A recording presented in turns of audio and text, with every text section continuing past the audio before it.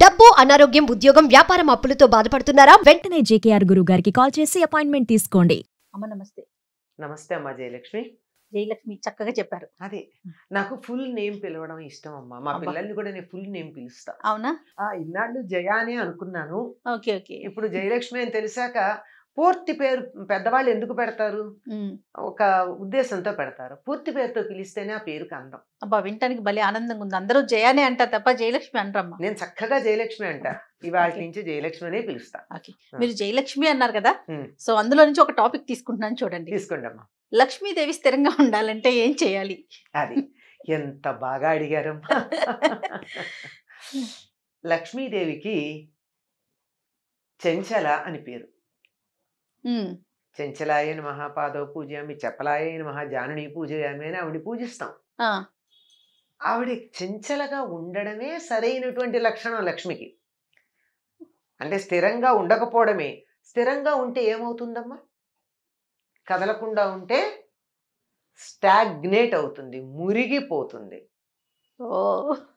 ఇప్పుడు అక్కడ ఉంది మనకి స్విస్ బ్యాంక్ లో మన వాళ్ళకి చాలా మందికి డబ్బు ఉంది. ఏమైంది? అలానే ఉంది. ఎవరికి ఉపయోగపడింది? ఆ రోజు పెట్టినప్పుడు ఓ 100, 1000, 1,00,000, కోటో యూరోలు ఆ డాలర్లు ఆ రోజు దాన్ని వాడుకుంటే బాగుండేది. ఇప్పుడు దాని విలువ ఏమైనట్టు? ఏదో యూరో విలువ పెరిగింది అంటారేమో, కానీ ఆ రోజు బంగారం కొనుక్కుని ఉంటే నాకు ఇంత విలువ వచ్చి ఉండేది. ఇవాళ అంతే ఉంటే ఏం పెరిగింది? ఆ రోజు నేను పొలం కొనుక్కుని ఉంటే బొళ్ళు తిని ఉండేదాన్ని, 10 మందికి పెట్టేదాన్ని. దానివల్ల ఇప్పుడు నాకేమిటి లాభం? కనుక ఏదైనా సరే చెంచలగా ఉండడం అన్నది లక్ష్మి యొక్క లక్షణం. సో స్థిరంగా ఉండాలని కోరుకోవద్దంటారా? స్థిరంగా మన ఇంట్లో ఉండాలి, కానీ చంచలమైన స్థిరత్వం ఉండాలి. ఆవిడ కదురుతుంది. అది ఎలా ఉండాలో చెప్తున్నాను. ఇంగ్లీష్లో కూడా కరెన్సీ అంటాం. కరెన్సీ అంటే ఏమిటి అర్థం? కరెంట్, ప్రవాహశీలము. ప్రవహిస్తుంటేనే దానికి విలువ. కదలాలంటే ఎప్పుడు కదులుతుందమ్మా? వెళ్ళిపోవడం కాదు కదా, వస్తూ ఉంటుంది పెడుతూ ఉంటుంది, వస్తూ ఉంటుంది పెడుతూ ఉంటుంది.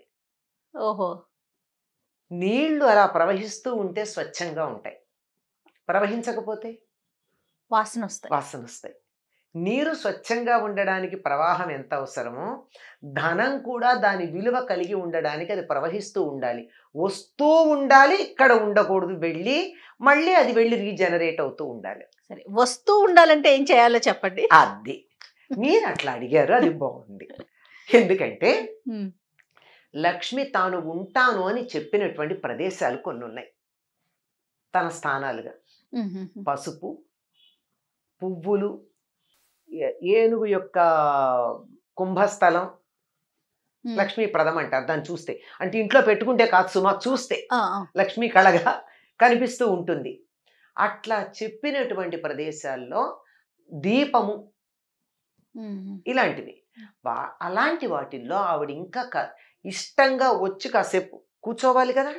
అలా కూర్చోవాలంటే ఆవిడ కూర్చునే చోటు ఇవ్వాలి కదా. మనం కూర్చునే చోట అక్కడ చెత్త వేస్తే ఎవరినకు, నేనే కూర్చోను, మీరు కూర్చోరు, ఎవరు కూర్చుంటారు? ఎవరు కూర్చోరు కదా. కనుక ఆవిడొచ్చి కూర్చోవాలంటే సరైనటువంటి స్థలం ఉండాలి, శుభ్రంగా ఉండాలి, శుచిగా ఉండాలి. శుచి, శుభ్రత అని 2 ఉన్నాయి. ఆ 2 ఉంటే లక్ష్మీదేవి ఉంటుంది. శుభ్రత అంటే పరిసరాలు నీట్గా ఉంచడం. శుచి అంటే ఇది ప్రవర్తనకి సంబంధించింది.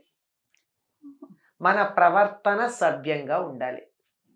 అబద్ధం ఆడకూడదు, దొంగతనం చేయకూడదు, తిట్టకూడదు, చెత్త మాటలు మాట్లాడకూడదు, దురాలోచనలు చేయకూడదు.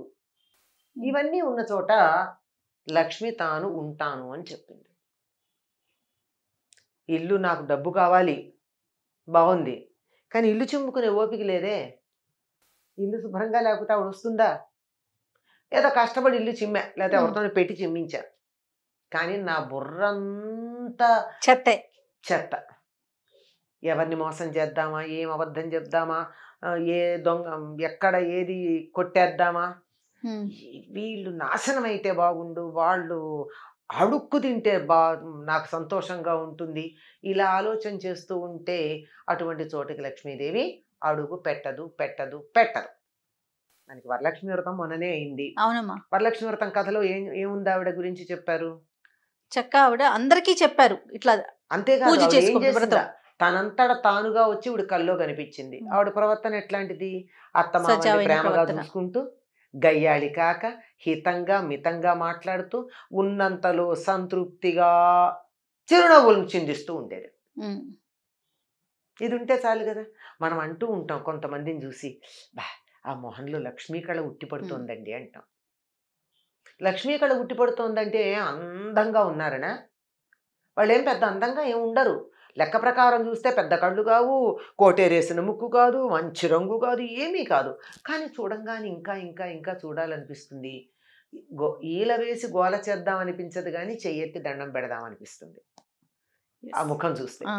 అటువంటి దానికి లక్ష్మీ కళ అంటారు. ఎందుకుంటుంది? వాళ్ళ మనసు బాగుంది గనక.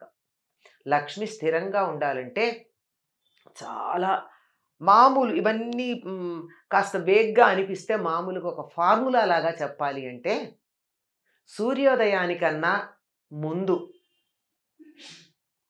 గుమ్మంలో ముగ్గేసుకుని ఇళ్ళు చిమ్ముకుని ఇంట్లో అందరూ స్నానం చేసి ఉంటే ఆ ఇంటికి లక్ష్మి వస్తుంది. ఆలోచించండి ఎంతమందికి వీలవుతుందో అది. సూర్యోదయం తర్వాత మంచాల మీద మనుషులు కనపడితే, ఇప్పుడు మన పని లేదులే ఇక్కడ అని అలా ఆవిడ వెళ్ళిపోతుందట, గుమ్మం దాకా వచ్చి కూడా. ఆ లోపలే అందరూ మెలకువ తెచ్చుకోవాలి. పాచి బట్టలు, పాత బట్టల మూటలు, చెత్త, బూజు, దుమ్ము ఉన్న చోట లక్ష్మీదేవి అడుగు పెట్టను అని చెప్పింది. సాలీడును కూడా స్త్రీ అంటారు, అయినా సరే ఆవిడ సాలీడు ఉంటే ఆవిడ ఉండదు ఉండదు ఉండదు. బూజులు వేలాడుతున్న ఇంట్లో, పాచి ఉన్న ఇంట్లో ఉండదు. స్పష్టంగా చెప్తుంది.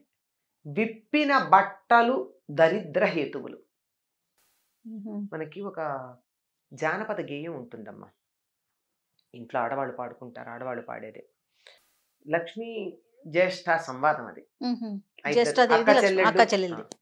ధర్మరాజు యూదంలో ఓడిపోయాడు, అరణ్యవాసానికి వెళ్ళాలి, సంపదలన్నీ వదిలేసి అంటే జ్యేష్ఠాదేవి బాధపడుతుంది. ఆయన దగ్గరికి ఎట్లా వెడతాను, నేను వెళ్ళగలిగిన లక్షణం ఒక్కటి లేదు ఆయన దగ్గర ఉంటుంది జ్యేష్ఠాదేవి. కట్టి విప్పిన బట్ట కట్టడే రాజు, ఆడి విడిచిన నీరు ఆడడే రాజు. ఎట్లా పెడతానమ్మా నేను? ఒకసారి కట్టుకున్న బట్ట మళ్ళీ కట్టుకోడు, ఆయన దగ్గరికి ఎట్లా పెడతాను? ఒకసారి కట్టుకుని విప్పిన బట్ట దాంట్లో జ్యేష్ఠాదేవి ఉంటుంది అంటే మలినం ఉంటుంది కదా. అవును. అందుకని ఆయన ఎప్పుడు అట్లా ఉండడుగా, శుచిగా ఉంటాడు కదా, నేను ఎలా పెడతాను ఆయన దగ్గరికి? ఆడి విడిచిన నీరు ఆడడే రాజు. ఒకళ్ళు స్నానం చేసి వదిలిపెట్టిన నీళ్లు మళ్ళీ స్నానం చేయడం అంటే, మన వాళ్ళు మీకు గుర్తుందో లేదో ఇంట్లో చెప్తారు, ఒక పూర్వకాలం 10 మంది ఉన్న కుటుంబాల్లో ఒకళ్ళ తర్వాత ఒకళ్ళు స్నానాలు చేస్తూ ఉంటే, ఒకళ్ళు స్నానం చేశాక మిగిలిన నీళ్లు పారబోసేస్తారు తప్ప అందులో ఇంకోళ్ళు ఉన్నాయి కదా అని వాడరు.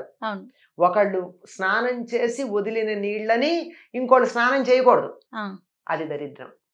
ఇలాంటివి ఏవైతే ఉన్నాయో ఇవన్నీ చాలా చెప్తాయి. చేటలో పళ్ళను చెరపడే రాజు, ఇలాంటివి చెప్తుందంటే అంటే పాపం లక్ష్మీదేవి కూడా ఉంటుంది.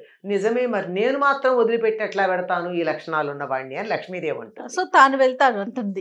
ఈవిడేమో నేను ఆయన్ని వదలలేనంటుంది. ఇలా జ్యేష్ఠాదేవి ఉంటే ఆయన దగ్గరికి నేను వెళ్ళలేను, ఒక్క లక్షణం కూడా లేదు నేను వెళ్ళాలంటే అని ఆవిడ అంటుంది. ఇవి లక్ష్మీదేవి ఉండాలి అంటే అంటే మొట్టమొదట ఇంటిని, ఒంటిని, బుర్రని శుచిగా పెట్టుకుని సత్ప్రవర్తన కలిగి ఉంటే లక్ష్మి అంటే కరెన్సీ ఏమో తెలియదు కానీ అన్ని లక్ష్ములో ఉంటాయి. ఆరోగ్య లక్ష్మి, సంతాన లక్ష్మి. సంతాన లక్ష్మి అంటే 10 మంది సంతానం కాదు, ఉన్న సంతానం సంపదలాగా ఉండడం. 4 కొడుకులు 4 దేశాల్లో ఉండి ఎవరో ఈడ్చి పారేసే పరిస్థితి ఉంటే సంతాన లక్ష్మి ఉన్నట్ట కాదు కదా. అవునమ్మా, సంతానం వేరు, సంతాన లక్ష్మి వేరు, లక్ష్మి వేరు కదా. ఇలా అన్నీ కూడా లక్ష్ములు. ఏది మనం కావాలని కోరుకుంటామో అటువంటి సంపదలన్నీ ఇటువంటి సత్ప్రవర్తన కలిగినటువంటి చోట ఉంటాయి. మరి లక్ష్మి కావాలంటే ఎట్లా ఉండాలి? ఖచ్చితంగా శుచిగా శుభ్రంగా ఉండాలి. నోరు కూడా బాగుండాలి. అది మనుషులమే కాదు నోరు కూడా. నోరు బాగుండాలి, మంచి మాటలు రావాలి నోట్లో నుంచి. అద్భుతం అమ్మా. Thank you. నమస్తే. నమస్తే అమ్మా.